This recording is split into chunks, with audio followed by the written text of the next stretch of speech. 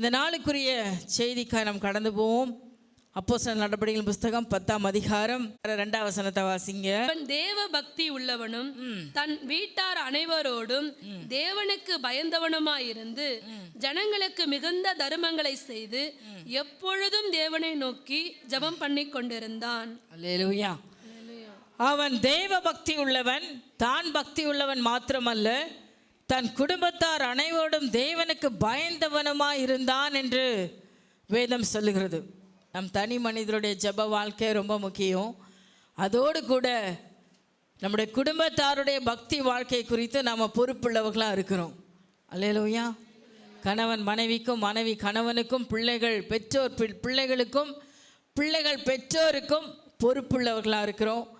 இந்த ஜெப வாழ்க்கையில் தேவனோடு பக்தியாக வாழ்கிற வாழ்க்கையில் ஒருவரை ஒருவர் நாம் உற்சாகப்படுத்தி கொள்வது மிக மிக அவசியம். இங்கே கொர்நேலியு இவன் ஒரு ரோம மனிதனாய் காணப்பட்டாலும் கூட அவன் பக்தி உள்ளவனாய் இருந்தான். தன் குடும்பத்தையும் பக்தியுள்ள குடும்பமாய் நடத்தினான் என்று பெயர் பெற்றவனாய் இருக்கிறான்.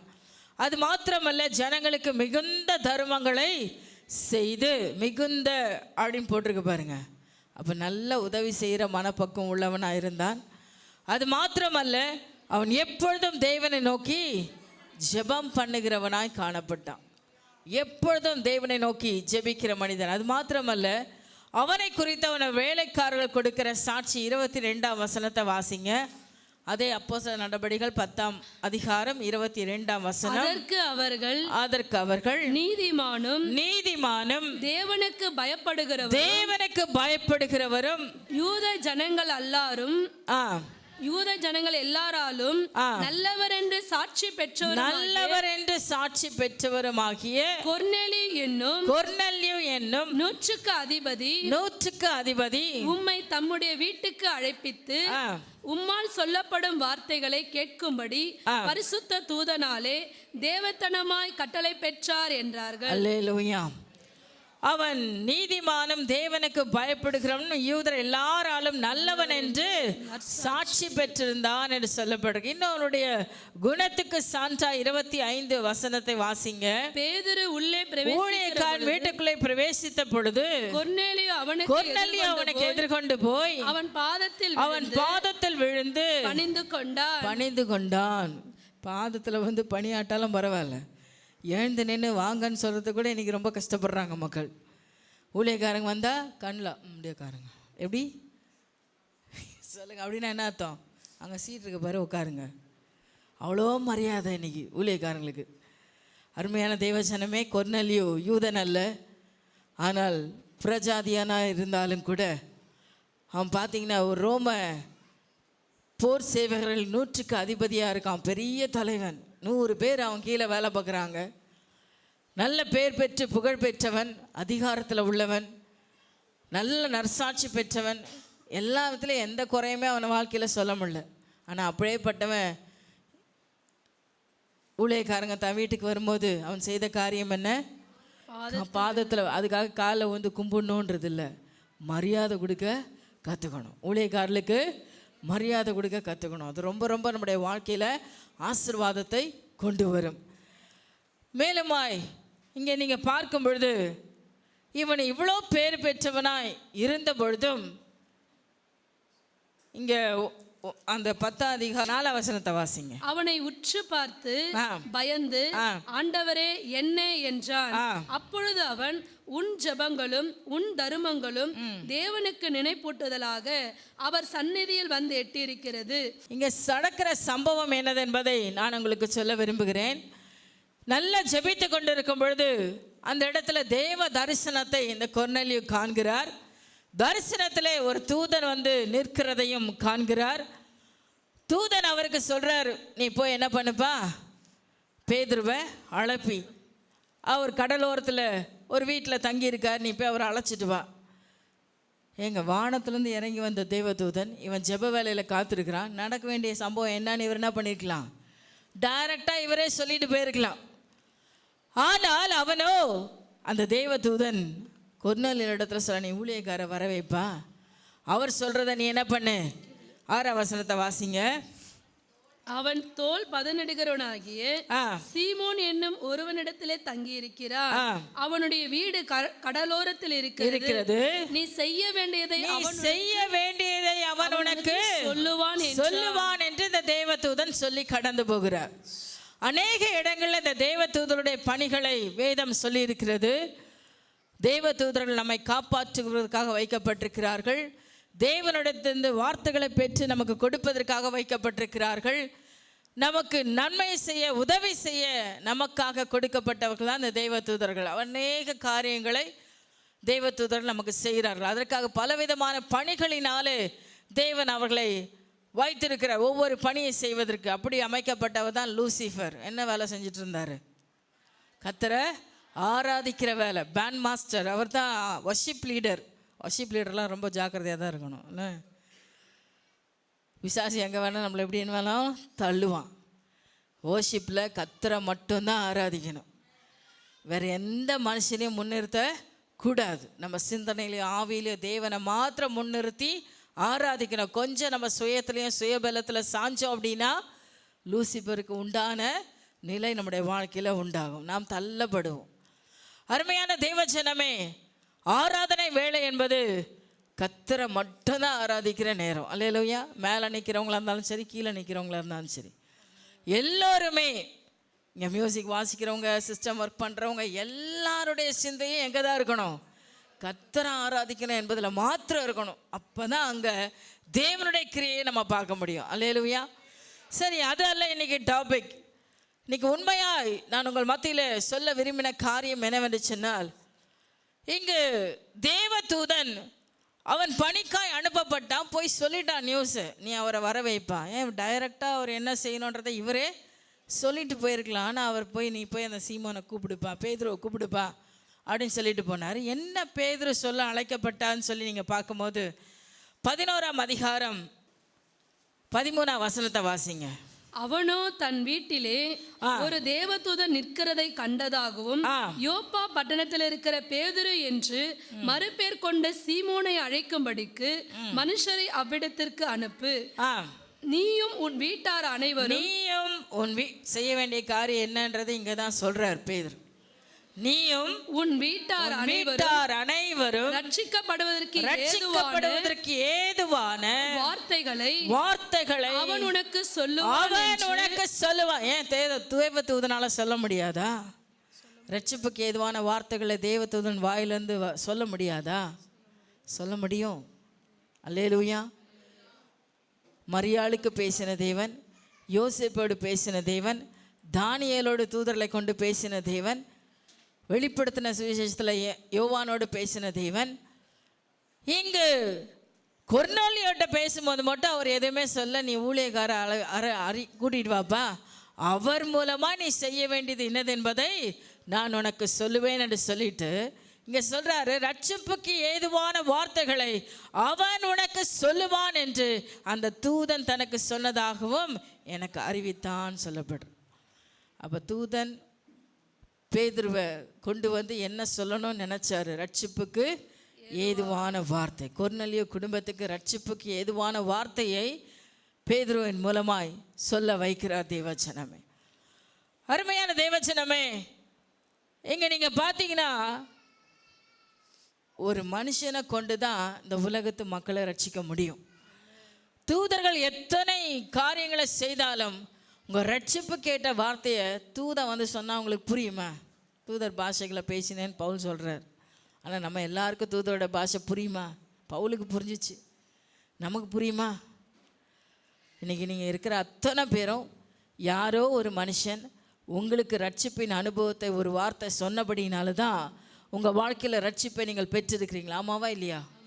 ஆமாம் இல்லையா? நீங்கள் அப்படியே பின்னோக்கி கொஞ்சம் யோசித்து பார்த்தீங்கன்னா, எங்கேயோ ஒரு இடத்துல யாரோ ஒரு மனுஷனோட வார்த்தை, அது தேவனுடைய வார்த்தை தான், தேவனால் உண்டானது தான். ஆனால் ஒரு மனிதன் மூலமாய் தேவன் பேசி ரட்சிப்பை நம்ம எல்லோருக்கும் கொடுத்துருக்கிறார். இங்கே அழைக்கப்படுறக்க நீங்கள் அத்தனை பேரும் வசனம் சொல்லுது, நீங்கள் வாசிங்க. 1 தெசலோனிக்கேயர் புஸ்தகம் 1ஆம் அதிகாரம் 9ஆம் வசனம். ஏனெனில் அவர்கள் தாமே எங்களை குறித்து உங்களிடத்தில் நாங்கள் அடைந்த பிரவேசம் இன்னதென்பதையும் ஜீவனுள்ள மெய்யான தேவனுக்கு ஊழியம் செய்வதற்கு நீங்கள் விக்கிரகங்களை விட்டு தேவனிடத்திற்கு மனம் திரும்பினதையும். நீங்க எல்லாம் விக்கிரகத்தை விட்டு மனம் திரும்பினது எதற்காக? ஜீவனுள்ள தேவனுக்கு ஊழியம். ஐயோ சொல்லுங்க ஐயா. ஜீவனுள்ள மெய்யான தேவனுக்கு ஊழியம் செய்வதற்காக. அல்லேலூயா சொல்லுங்க. எல்லாரும் வாய் திறந்து சொல்றீங்களா? ஜீவனுள்ள தேவனுடைய ஊழியத்தை செய்வதற்கு தான் கர்த்தர் என்னை விக்கிரகத்திலிருந்து மனம் திரும்ப பண்ணி இருக்கிறார். அல்லேலூயா.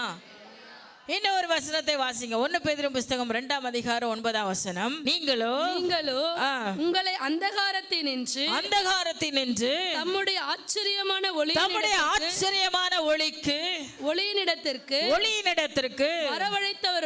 வரவழைத்தவருடைய புண்ணியங்களை அறிவிக்கும்படி ஒரு காலத்துல அந்தகாரத்துல இருந்த நம்மை வெளிச்சத்துக்கு கொண்டு வந்து அவருடைய புண்ணியங்களை அறிவிக்கும்படிக்கு தெரிந்து கொள்ளப்பட்ட சந்ததியாயும் ராஜரீக ஆசாரிய கூட்டமாயும் பரிசுத்த ஜாதியாயும் அவருக்கு சொந்தமான ஜனமாவும் இருக்கிறீர்கள். அல்லேலூயா. இருக்கிறீங்களா? ஆமென். ஆமென். எதுக்கு ஆமென் சொன்னீங்க? இப்ப எத்தனை பேருடைய புண்ணியங்களை அறிவிக்கிறீங்க? அல்லேலூயா. தேவன் நினச்சான்னு வச்சுக்கோங்களேன், அவருக்கு லட்ச கோடியான தேவதூதர்கள் இருக்கிறாங்க. இப்போவே இந்த நிமிஷமே அவர் இந்த பூமியில் இறங்க வச்சு ஒவ்வொரு வீடு மலை காடு எங்கெல்லாம் மனுஷங்க இருக்கிறாங்களோ அங்கெல்லாம் அவருடைய மகிமையை காண்பித்து நான் தேவன் என்பதை விளங்க வைக்க அவரால் முடியுமா முடியாதா? ஒரே நாளில் இந்த பூமியை ரட்சித்துக்கொள்ள அவரால் முடியும். அல்லேலூயா. அல்லேலூயா சொல்லுங்க. அல்லேலூயா சொல்லுங்க. ஆனால் உங்கள் மேலேயும் என் மேலேயும் பெரிய நம்பிக்கை ஆண்டவர் வச்சுருக்கிறாருங்க. அல்லேலூயா. என் பிள்ளைகளை நான் தெரிந்து கொள்கிறேன். எத்தனையோ லட்சமான கூட்டத்துக்கு மத்தியில் உங்களை ஆண்டவர், உங்கள் பெரிய குடும்பத்தில் உங்கள் குடும்பத்தை ஆண்டவர், பெரிய வீட்டில் உங்களை ஆண்டவர் தெரிந்து கொண்ட நோக்கத்தை இன்று நீங்கள் புரிந்து கொள்ள வேண்டும். அல்லேலூயா. உங்களை கொண்டு தான் இந்த பூமியில் ரட்சிப்பை உண்டாக்க தேவன் விரும்புகிறார். அல்லேலூயா. அவரால் செய்ய முடியாத காரியம் ஒன்றுமே இல்லை. ஒரே நிமிஷத்தில் மக்களை கூட்டமாக ஒரு இடத்துல சேர்த்துக்கொள்ள அவரால் முடியும். ஆனால் நீங்கள் அந்த காரியத்தை செய்யணுன்றத தேவன் விரும்புகிறார். தெய்வ ஜனமே, உங்கள் வார்த்தையினாலே ரட்சிப்பு உண்டாகணும். நான் அழைத்த என் பிள்ளைகள் எனக்கு சாட்சிகளாக இருப்பார்கள், என் புண்ணியங்களை அறிவிப்பார்கள், என் சுவிசேஷத்தை சொல்லுவார்கள் என்று தேவன் உங்கள் மேலே என் மேலே நம்பிக்கை வச்சு தான் மத்தேயு 28ஆம் அதிகாரம் கடைசி 19-20ஆம் வசனத்தில் அழகாக சொல்கிறாரு. நீங்கள் அவர் கடைசி அந்த பூமியை விட்டு போகும்போது நமக்கு சொல்லிட்டு போன வார்த்தை என்ன? நீ 10 வீடு கட்டிடுமா, நீ எப்படியாவது உன் பிள்ளைங்கள டிகிரி படிக்க வச்சிரு, நீ எப்படியாவது இன்ஜினியரிங் டாக்டர் உன் பிள்ளைய படிக்க வச்சிரு அப்படின்லாம் சொல்லிட்டு போனாரா? என்னங்க எல்லாம் அமைதியாகிறீங்க? என்ன சொல்லிட்டு போனாரு? சொல்லுங்க, எல்லாம் வாசிங்க. மத்தேயு 28:19 எல்லாரும் சேர்ந்து வாசிங்க. ஆகையால் நீங்கள் புறப்பட்டு போய் சகல ஜாதிகளையும் சீஷராக்கி பிதா குமாரன் பரிசுத்த ஆவியின் நாமத்திலே அவர்களுக்கு ஞானஸ்தானம் கொடுத்து நான் உங்களுக்கு கட்டளையிட்ட யாவையும் அவர்கள் கைக்கொள்ளும்படி அவர்களுக்கு உபதேசம் பண்ணுங்கள். இதோ உலகத்தின் முடிவு பரியந்தும் சகல நாட்களிலும் நான் உங்களுடனே கூட இருக்கிறேன் என்றார். அல்லேலூயா. அல்லேலூயா. எத்தனை பேர் இந்த சுவிசேஷத்துக்கு தடையா நின்னாலும் சரி, நீ புறப்பட்டு போ, சகல ஜாதிகளுக்கோ சுவிசேஷத்தை அறிவி. அல்லேலூயா. சுவிசேஷம் என்பது என்ன? எதை நான் சுவிசேஷமாய் அறிவிக்க வேண்டும்? இன்னைக்கு எல்லாருக்கும் என்ன ஆசைன்னா, சுவிசேஷம் சொல்கிறதுனா மேடை போட்டு கையில் மைக் கொடுத்தா தான் சுவிசேஷம் சொல்ல வருது. இதுதான் சுவிசேஷம் சொல்கிற மெத்தட்னு இன்றைக்கி எல்லாம் தப்பாக புரிஞ்சிகிட்டு இருக்கும். அப்படி இல்லை. உண்மையாக சுவிசேஷம் சொல்கிற மெத்தட்னா 1-to-1, ஒருத்தரோட ஒருத்தர் உட்காந்து பேசி சொல்கிற வார்த்தையில் தான் அதிகமான ரட்சிப்பு உண்டாது. மேடையில் நின்று கன்வென்ஷன் முன்னெல்லாம் எங்கே பார்த்தாலும் கன்வென்ஷன் நடக்கும். இப்போ கன்வென்ஷன் நடத்தவே கூடாதுன்ட்டான். ரொம்ப நல்லதாக போச்சு. ஏன்னா கன்வென்ஷன் ஒரு வியாபாரமாக போச்சு. கர்த்தர் பார்த்தார், ஒன்றும் வேலை நடக்கலை, ரட்சிப்பு நடக்கலை. அங்கே வீணாக பணம் தான் செலவழியுது, பணம் கொள்ளையாடப்படுது, கன்வென்ஷனே வைக்க முடியாது, நிறுத்துங்கப்பா அப்படின்ட்டார். அல்லேலூயா. ரட்சிப்பு உண்டாகலை. மக்கள் கூட்டமாக ரட்சிக்கப்பட வேண்டும் என்பதுதான் தேவனுடைய நோக்கமாக இருந்துச்சு. அந்த நோக்கம் மாறி போனோடனே ஆண்டவர் அதை வேண்டான்னு அரெஸ்ட் பண்ணிட்டார். அந்த ஊழியமே ஸ்டாப் ஆயிடுச்சு. அல்லேலூயா, அல்லேலூயா. ஒவ்வொன்றுலையும் பார்ப்பார், நம்ம செய்கிற ஒவ்வொரு ஊழியத்திலையும் பார்ப்பார், கர்த்தர் ரட்சிப்பு இருக்குதா, ஆத்து மக்கள் ரட்சிக்கப்படுறாங்களா, சபையை நடத்தி கொண்டு இருக்கிறோம். இங்கே ஏதோ கூட்டத்தை கூடி உங்களையெல்லாம் ஆர்ப்பரிக்க வச்சு உங்கள் கிட்டேருந்து பணத்தை சம்பாதிச்சு சாப்பிட்டு வாழ்கிறதுக்காக இந்த ஊழியம் இல்லை. அல்லேலூயா. இல்லை கூட்டத்தை கூட்டி எங்கிட்ட இவ்வளோ ஆத்து மக்கள் இருக்காங்கன்னு சொல்கிறதுக்காக இல்லை. சபைகள் வளர்ந்து பெருகணும். ரட்சிக்கப்படுகிற ஜனங்கள் அனுதினமோ சபையில் கூட்டி சேர்க்கப்படணும். அதுக்காக தான் சபை ஒன்றுபடுது. நானும் நீங்களும் ஒன்றுபடுவது எதற்காக? ஜெபிக்கணும், அதுக்காக பிரயாசப்படணும், ஓடணும், செயல்படணும். அல்லேலூயா சொல்லுங்க, ஆமென் சொல்லுங்க. சபையில பக்தி விருத்தி உண்டாகிற வார்த்தைகளை பேசி ரட்சிப்புக்கு ஏதுவான வார்த்தைகளை சொல்லி அநேகரை ரட்சிப்புக்குள்ள வழி நடத்தணும். அல்லேலூயா. மேய்ப்பன் குட்டி போடுவானா, ஆடு குட்டி போடுமா? குட்டி போடாத ஆடெல்லாம் என்ன பண்ணலாம்? என்ன பண்ணலாம்? என்ன பண்ணலாம் சொல்லுங்க. கர்த்தர் இவ்வளோ காலம் நம்ம ரட்சித்து நம்மளை வளர்த்து சுகமாக வீடு கட்டி வாசல் கட்டி பிள்ளைங்களெல்லாம் படிக்க வச்சு எல்லாத்தையும் ஆளாக்குறதுக்கு கூடவே இருந்து உதவி செய்திருக்கிறாரு இல்லையா? எல்லாரையும் வாழ வச்சிருக்கிறாரு. அழிஞ்சே போயிருப்போம் பார்க்கலனா, அவரை தெரிந்து கொள்ளலனா. நீங்கள் என்னை தெரிந்து கொள்ளவில்லை, நான் உங்களை தெரிந்து கொண்டேன் வந்து தேடி தேடி தேடி தேடி உங்கள் இருக்கிற ஒவ்வொரு முகத்தையும் ஆண்டவர் தேடி, நீங்கள் எங்கே பிறந்தீங்க எங்கே வளர்ந்தீங்கன்னு உங்களுக்கு தெரியும். ஆனால் இங்கே வந்து சேர்ந்துருக்கீங்க பாரு, இங்கே வந்து சேர்த்து வச்சுருக்காரு பாருங்க. அதோட நோக்கம் என்னங்க? ஏதோ வந்தோம், 4 வார்த்தை அவங்க பேசுறதை கேட்டு அல்லேலூயா ஸ்தோத்திரம் சொல்லிட்டு நான் நல்லா இருந்தால் போதும் ஆண்டவரே, எனக்கு சுகமான வாழ்க்கை கிடைச்சா போதும் ஆண்டவரே அப்படின்னு போகிறதுக்காக இல்லைங்க. அல்லேலூயா. அருமையான தேவஜனமே, நீங்கள் ஒவ்வொருவரும் அழைக்கப்பட்டதின் நோக்கத்தை நீங்கள் புரிந்து கொள்ள வேண்டும். அவருடைய புண்ணியங்களை அறிவிக்கும்படிக்கு தான் தேவன் உங்களை தெரிந்தெடுத்திருக்கிறார். இந்த பூமியில் வாழ்கிற ஒவ்வொரு நாளும் நீங்கள் அவருடைய புண்ணியத்தை சொல்லிகிட்டே இருக்கணும். அவர் என்னென்ன நன்மைகளை செய்தார் அதை சொல்லிகிட்டே இருக்கணும். எத்தனை பேர் சொல்கிறதுக்கு ஆயத்தமாக இருக்கிறீங்க? அல்லேலூயா, அல்லேலூயா. ஒரு நாளைக்கு ஒருத்தருக்காக சொல்லிடணும். பக்கத்தில் ஃப்ரெண்ட்ஸ் எத்தனை பேர் உங்கள் கூட பழகுறாங்க, எத்தனை வீட்டுக்காரங்க பழகுறாங்க, எத்தனை நண்பர்கள் உங்களுக்கு இருக்கிறாங்க, எத்தனை கூட வேலை செய்கிறவங்க இருக்கிறாங்க, எவ்வளோ ஃப்ரெண்ட்ஸ் உங்களுக்கு கூட்டமாக காஃபி குடிக்கணும்னா வராங்களே, அத்தனை பேருக்கு இயேசுவை பற்றி சொல்ல உங்களுக்கு மனசு இருக்கா? உங்கள் கடையில் வேலை பார்க்குறவங்க எத்தனை கஸ்டமர்ஸ் உங்களுக்கு வராங்க, பிஸ்னஸ் பண்ணுறவங்களுக்கு இன்னும் நிறைய வாய்ப்புகள். ஐயோ அவங்களாம் சொன்னால் எங்களை உதைப்பாங்க, உதைக்காதவங்க என்றைக்கு தான் இருந்திருக்கிறாங்க. இயேசு சொல்லும் போதே அடிக்க வந்துட்டாங்க. அப்போ நீங்களும் நானும் என்ன பெரிய ஆளா? இயேசுவே அடிக்க வந்த ஆட்கள் தான். அவங்க முன்னாலே அவர் தைரியமாக நின்றார். அல்லேலூயா, அல்லேலூயா. அடி உதைக்கெல்லாம் பயந்துட்டு இருக்கக்கூடாது. சுவிசேஷம் சொல்வதற்கு எப்பொழுதும் நாம் திருவசனத்தை போதிக்க எப்பொழுதும் ஜாக்கிரதை உள்ளவர்களாக இருக்க சொல்லுது. நேரம் வாய்த்தாலும், பக்கத்தில் கொஞ்சம் கரத்தை பிடிச்சி சொல்லுங்களேன். நேரம் வாய்த்தாலும் வாய்க்காவட்டாலும் சொல்லுங்க. சுவிசேஷத்தை சொல்லுவதற்கு சொல்லிட்டீங்களா? கேட்டாங்களா? சொல்கிறேன்னு சொன்னாங்களா? ஏன்னா தேவஜனமே, வேதம் அதுக்கு நமக்கு அநேக ஆதாரங்களை கொடுக்கிறது. ஒரு மனுஷன் சொன்ன வார்த்தையினாலே ஒரு குடும்பமே, ஒரு ஊரே ரட்சிக்கப்பட்டுருச்சு. நீங்கள் வாசித்து பாருங்க. யோவானின் புஸ்தகம் 4ஆம் அதிகாரம் 39ஆம் வசனம். யோவான் 4:39. நான் செய்த எல்லாவற்றையும் எனக்கு சொன்னார் என்று சாட்சி சொன்ன அந்த ஸ்திரீயினுடைய வார்த்தை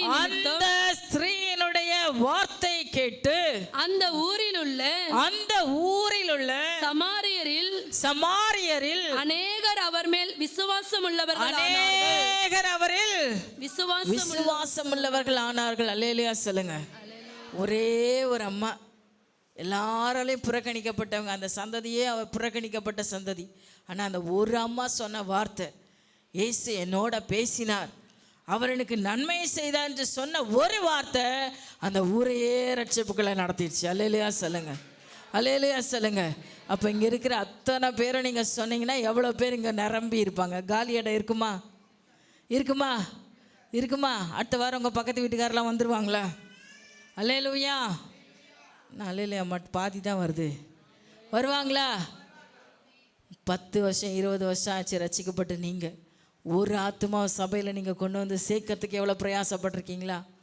வருஷத்துக்கு, அதாவது 10 வருஷத்துக்கு ஒரு ஆத்மானா கூட 2 வந்துட்டுருக்கணும் இந்நேரம். அல்லேலூயா, அல்லேலூயா.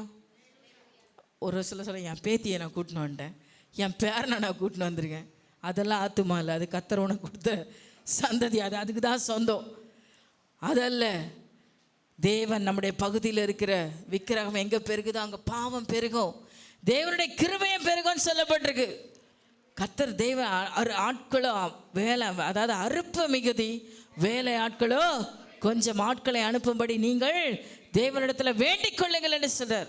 அறுப்பு அதிகமாக தான் இருக்கு, ஏராளமான சுவிசேஷத்தை நம்ம சொல்லலாம். ஆனால் இன்னைக்கு நானும் நீங்களும் எப்படி இருக்கிறோம்? இன்னைக்கு ஜனங்கள் தேவனை அறிவதற்கு வசனம் சொல்லுது. ரோமர் எழுதின புஸ்தகத்தை நீங்கள் வாசிங்க. ரோமர் 10ஆம் அதிகாரம் 14ஆம் வசனத்தை வாசிங்க. அவரை விசுவாசியாதவர்கள் எப்படி அவரை தொழுது கொள்ளுவார்கள்? அவரை விசுவாசியாதவர்கள் எப்படி அவரை தொழுது கொள்ளுவார்கள்? அவரை குறித்து கேள்விப்படாதவர்கள் எப்படி விசுவாசிப்பார்கள்? பிரசங்கிக்கிறவன் இல்லாவிட்டால் எப்படி கேள்விப்படுவார்கள்? இப்ப பக்கத்துல அதை பார்த்து சொல்லுங்க, நீங்களே சொல்லிக்கோங்க. பிரசங்கிக்கிறவன் இல்லாவிட்டால், அவங்க மூஞ்ச பார்த்து சொல்லுங்க. உங்க பக்கத்துல இருக்கிறவங்க மூஞ்ச கண்ணை பார்த்து சொல்லுங்க, பிரசங்கிக்கிறவன் இல்லாவிட்டால் எப்படி கேள்விப்படுவாங்க? அப்ப நீங்களும் நானும் என்ன பண்ணணும்?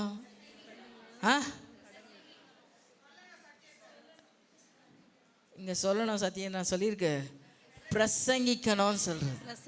பிரசங்கம் தான் ஒரு மனுஷனை என்ன பண்ணும்? மனம் மாற செய்யும். மைக் பிடிச்சிட்டு ஆராதனையில் நின்று பிரசங்கம் பண்றது மாத்திரம் இல்லை, ஒவ்வொரு மனிதனோடு கூட நீங்க பிரசங்கிக்கணும். எதை பிரசங்கிக்கணும்? யோவான் சொல்லுகிறாரு, மத்தேயுல வாசிங்க 3ஆம் அதிகாரம் 2ஆம் வசனம். மனம் திரும்புங்கள், பரலோக ராஜ்யம் சமீபத்தில் இருக்குது. இதை சொல்வீங்களா? பார்க்குற ஆட்கிட்ட எல்லாம், பார்க்குற ஆளுங்கிட்ட எல்லாம், அவங்க ஃப்ரெண்ட்ஸ் கிட்ட எல்லாம், அவங்க வீட்டுக்கு வேலைக்கு வரவங்க கிட்ட எல்லாம், எல்லார்கிட்டையும், கூட வேலை செய்கிறவங்க கிட்ட, உங்களோட கஸ்டமர்ஸ் கிட்ட தைரியமாக சொல்ல முடியுமா? மனம் திரும்புங்கள், பரலோக ராஜ்யம் சமீபமாக இருக்குது. இதை கேட்ட மாத்திரம் அந்த வசனத்தை கீழே வாசிங்க. 3ஆம் வசனம் 4ஆம் வசனம். கர்த்தருக்கு வழியை ஆயத்தப்படுத்துங்கள், அவருக்கு பாதையை செவை பண்ணுங்கள் என்று வனாந்தரத்திலே கூப்பிடுகிறவனுடைய சத்தம் உண்டென்று ஏசாயா தீர்க்கதரிசனம் சொல்லப்பட்டவன் இவனே. இந்த யோவான் ஒட்டகமயிர் உடையை தரித்து தன் அறையில் வார்க்கச்சையை கட்டி கொண்டிருந்தான். வெட்டுக்கிளியும் காட்டுத்தேனும் அவனுக்கு வாசிங்கம்மா. அப்பொழுது எருசலேம் நகரத்தாரும் யூதேயா தேசத்தாரும் அனைவரும் யோர்தானுக்கு அடுத்த சுற்றுப்புறத்தார் யாவரும் அவனிடத்திற்கு போய் தங்கள் பாவங்களை அறிக்கையிட்டு யோர்தான் நதியில் அவனால் ஞானஸ்தானம் பெற்றார்கள். அல்லேலூயா சொல்லுங்க. ஒரே ஒரு வசனம் தாங்க பிரசங்கம். மனம் திரும்புங்க, பரலோக ராஜ்யம் சமீபமா இருக்குது. அதை சொன்ன மாத்திரத்துல எருசலேம் நகரத்தார், யூதேயா தேசத்தார், யோர்தானத்தில் இருக்கிற சுற்றுப்புறத்தார் யாவரும் அவனிடத்துல வந்து என்ன பண்ணாங்களா? ஞானஸ்தானத்தை பெற்றுக்கொண்டார்கள். அல்லேலூயா. வேதத்தில் நீதிமொழியில் சொல்லப்பட்டிருக்கு, ஏற்ற வேளையில் சொல்லப்படுகிற வார்த்தை வெள்ளித்தட்டில் வைத்த பொற்பழுத்துக்கு சமானம். சரியான நேரத்தில் நீங்கள் சொல்கிற ஒரு வார்த்தை ஒரு மனுஷனோட வாழ்க்கையில் பெரிய மாற்றத்தை உருவாக்கிட தெய்வ ஜனமே. எத்தனை பேர் விசுவாசிக்கிறீங்க? எல்லாத்தையும் போய் மனம் திரும்புங்கன்னு சொல்லிட்டு இருக்க முடியாது. உங்ககிட்ட வந்து தன் கஷ்டத்தையும் பாடுகளையும் உபத்திரவங்களையும் சொல்லுகிற மனிதனிடத்தில் நீங்கள் என்ன பதில் சொல்கிறீங்க? நீங்கள் எவ்விதமான பதில் அவங்களுக்கு சொல்கிறீங்க? எப்படியான வார்த்தைகளை அவங்களோடு நீங்கள் பேசுகிறீங்க? பாடுகளை கஷ்டங்களை உங்ககிட்ட ஷேர் பண்ணாத ஆட்கள் இருக்க மாட்டாங்க. உங்கள் குடும்பஸ்தராக இருக்கட்டும், உங்களை நண்பர்களாக இருக்கட்டும், எத்தனையோ பேர் உங்ககிட்ட பிரச்சனைகளை சொல்லும்போது நீர் அவளுக்கு கொடுக்கிற பதில் எப்படி இருக்குது? அட, என் வீட்டில் அதுக்கு மேலே பிரச்சனை இருக்குது, எனக்குற கஷ்டத்தெல்லாம் நான் சொன்னேன்னா நீ ஓடியே போயிடுவேன், நீ தாங்கவே மாட்டேன். அல்லேலூயா. இங்க ஒரு மனுஷன் அப்படிதான் சொல்றாரு பாருங்க. 1ஆம் அதிகாரம் 46ஆம் வசனத்தை வாசிங்க. நாத்தான்வேல் நாசரேத்திலிருந்து யாதொரு நன்மை உண்டாக கூடுமோ? அதற்கு பிலிப்பு வந்து பார் என்றார். ஏன்னா நாசரேத் அவ்வளவு மோசமான ஊரு. பயங்கர மோசமான எல்லா பாவமாக நிரம்பின இடம். அங்கே தான் முதல் இயேசு தம்முடைய ஊழியத்தை ஆரம்பித்தார்.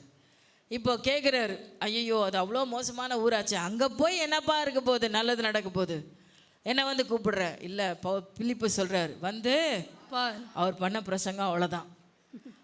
பிலிப்புன்ற ஒரு மனுஷன் பேசின வார்த்தை அவ்வளோதான், இதுக்கு மேலே அவர் ஒன்றுமே சொல்ல. நீ வந்து பார். பிரச்சனையோடு உங்ககிட்ட பேசுகிற மக்கள்கிட்ட, என் புருஷன் என்ன அடிக்கிறான், என் குடும்பத்தில் சமாதானம் இல்லை, பண கஷ்டம், தேவை இவ்வளோ இருக்குது, ஒரு வார்த்தை, இயேசுகிட்ட வந்து பாரு, இயேசுகிட்ட வந்து பாரு, இயேசுவை கூப்பிட்டு பாரு. அல்லேலூயா. சபைக்கு வந்து பாரு, சபையில் ஒரு நிமிஷம் போய் முழங்கால் படிட்டு ஜெபிச்சு பாரு. அல்லேலூயா. அருமையான தேவஜனமே, ஒரு சம்பவத்தை நான் உங்களுக்கு சொல்ல பிரியப்படுகிறேன். ஒரு மனுஷன் பிஸ்னஸில் பயங்கர லாஸ் ஆயிடுச்சான். அவர் இதோட என் வாழ்க்கையை நான் முடித்து கொள்ள வேண்டும் என்று சொல்லி கடைசியாக தன் குடும்பத்தை எல்லாம் பார்த்துட்டு சாகணும்னு முடிவு பண்ணி போயிட்டார். அப்படி எங்கன்னா அவர் சாகிறதுக்கு ப்ரிப்பேராக இருக்கிற ஒரு இடத்த தேடி போயிட்டுருக்கிறார். போகும்போது வழியில் ஒரு மனுஷன் பார்த்தாராம்.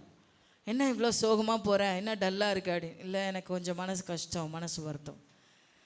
இது எவ்வளோ வருத்தமாக இருந்தாலும் பரவாயில்ல, நீ போகிற வழியில் ஒரு வேதக்காரங்க சர்ச் இருக்குது. சொன்ன வார்த்தையை வச்சே நீங்கள் புரிஞ்சிருப்பீங்க யார் சொல்லியிருப்பான்னு.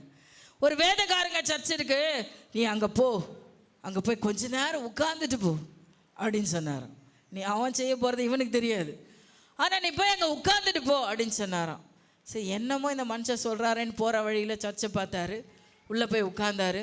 உட்கார்ந்தவனே மனம் கசந்து ஓன்னு அழ ஆரம்பித்தார். இதை பார்த்துட்டு இருந்த அங்கே வேலை செய்துட்டு இருந்த மனுஷர்கள் ஃபாஸ்டர்கிட்ட கொண்டு போய் அவரை விட்டாங்க. அவரும் அங்கே பாஸ்டர்கிட்ட தன்னோட கஷ்டங்களெல்லாம் சொல்ல அவர் ஆறுதலாக வார்த்தைகளெல்லாம் சொல்லி, ஜெபமணி, ஏசுப்பா நிச்சயமாக உங்கள் பிரச்சனையெல்லாம் தீர்த்துருவார், நீங்கள் கடவுளை உண்மையாக பிடிச்சிக்கோங்க, உங்கள் பிரச்சனையெல்லாம் சீக்கிரமாக சரியாயிரும், ஆனால் நீங்கள் உண்மையாக இருங்க கர்த்தருக்கு அப்படின்னு சொல்லியிருக்கிறாங்க. அந்த வார்த்தையை நம்பி போன மனுஷன் அதுக்கப்புறம் ஒவ்வொரு நாளும் கடவுளை உண்மையாக தேடுகிறது நிமித்தமாக அவருடைய பிஸ்னஸ் உயர்ந்துச்சு, பண கஷ்டங்கள் தீர்ந்துச்சு, எல்லா கடன் பாரங்கள் மாறிச்சு, அவர் கர்த்தருடைய ஊழியத்தை செய்ய ஆரம்பித்தார். அல்லேலூயா சொல்லுங்க, அல்லேலூயா சொல்லுங்க. இது கதையெல்லாம் நிஜம். ஒரு மனுஷனுடைய வாழ்க்கையில் நடந்த சம்பவம். கடன்னா சாதாரண கடன் 1000, 2000, 10 லட்சம் அப்படிலாம் இல்லை, 300 கோடி கடன். அல்லேலூயா சொல்லுங்க. யாருக்கு தான் வாழ பிடிக்கும்ல, 300 கோடி கடன் வச்சுருந்தா. ஆனால் அவனுடைய வாழ்க்கையில் தேவன் அற்புதம் செய்ய வல்லவரானால் நீங்கள் சொல்கிற ஒரு வார்த்தையில் ஒரு மனுஷனோட வாழ்க்கையை மாறும்னு நினைக்கிறீங்களா?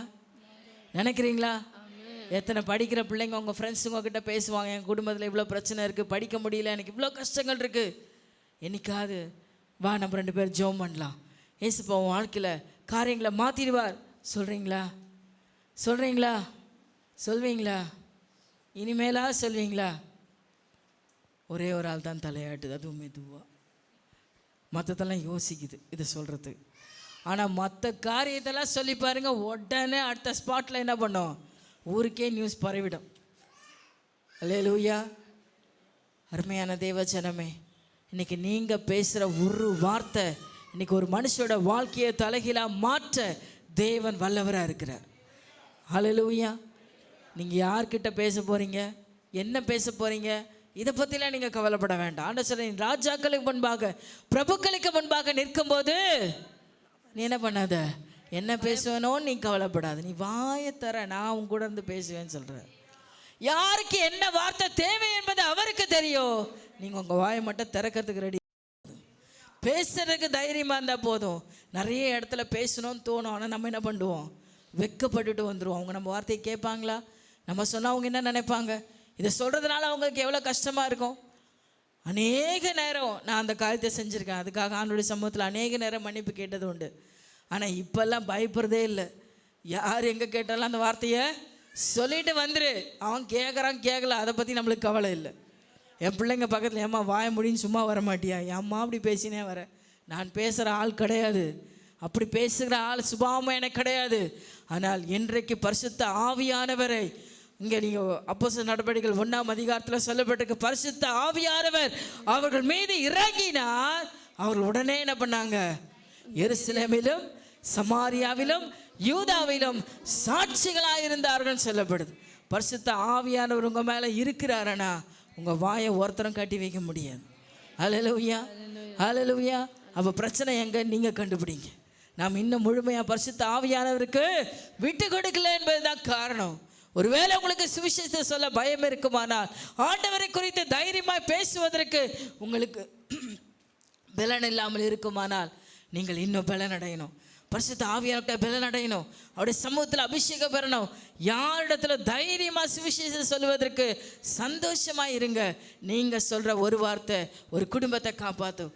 நீங்கள் சொல்கிற ஒரு வார்த்தை ஒரு மனுஷனுடைய ஆத்துமாவை காப்பாற்றும். நீங்கள் சொல்கிற ஒரு வார்த்தை ஒரு பிள்ளையோட ஜீவனை பாதுகாக்க போகிறது. அல்லேலூயா, ஹல்லேலூயா.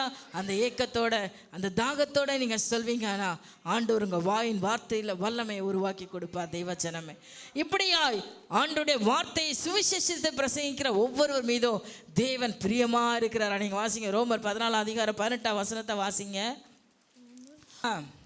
இவைகளிலே கிறிஸ்துவுக்கு ஊழியம் செய்கிறவன் தேவனுக்கு பிரியனும் மனுஷரால் அங்கீகரிக்கப்பட்டவனுமாய் இருக்கிறார். யார் கிறிஸ்துவுக்கு ஊழியம் செய்றீங்களோ, நான் ஊழியம் என்னன்னு நான் சொல்லிட்டேன்.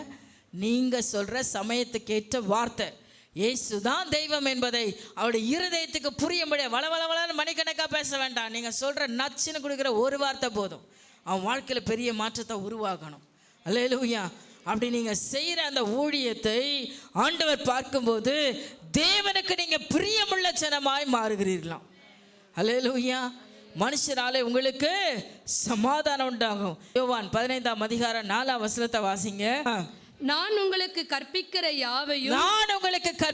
யாவையும் நீங்கள் செய்வீர்களானால் என் சிநேகிதராய் இருப்பீர்கள்.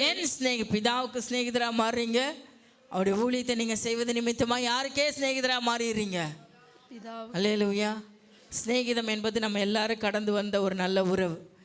நிறைய விஷயத்த அப்பா அம்மாட்ட சொல்ல முடியாது, அண்ணன் தம்பி கிட்ட சொல்ல முடியாது, சகோதர சகோதரிகிட்ட சொல்ல முடியாது, கணவன்கிட்ட கூட சொல்ல முடியாது. ஆனால் சிநேகிதர்கிட்ட என்ன பண்ணிடுவோம், ஷேர் பண்ணுவோம் இல்லையா?